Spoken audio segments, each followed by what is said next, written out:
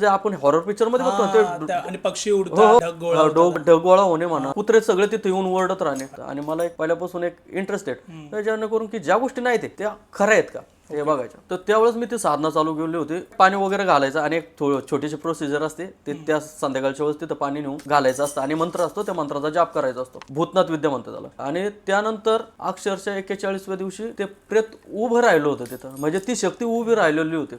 मग त्याच्या अगोदरचा जो अनुभव होता त्या साधनाच्या दरम्यान, आता एकांत जागे झाड आहे तिथं, कोणच नाही. रात्रीचं तिथं जायचं म्हटलं तर चांगल्याचे घाबरते. पण मी तिथंच गेलो, तो टायमिंग झाला ना, ऑटोमॅटिक ढगगोळा होणे, म्हणजे जे आपण हॉरर पिक्चर मध्ये बघतो ना, ते आणि पक्षी उडतात, ढग गोळा होतात. ढगगोळा होणे म्हणा, किंवा कुत्रे सगळे तिथे येऊन ओरडत राहणे, ते अशा पद्धतीने प्रोसिजर झालेले. पण काय होतं, त्यावेळेस नवीन जास्त हे माहिती नव्हती ह्या क्षेत्रामध्ये, पण ती सिद्धी तर नाही झालेली, पण त्याचे चमत्कार झाले की जेणेकरून की ह्या गोष्टी खरंच असतात.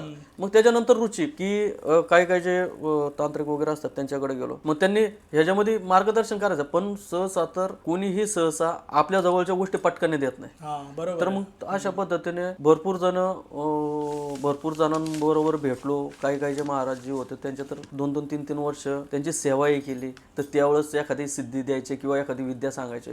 पण जसं पद्धतीने मग पुढे जात गेलो, जसं कामाख्या मध्ये साधना ज्या झालेल्या माझ्या,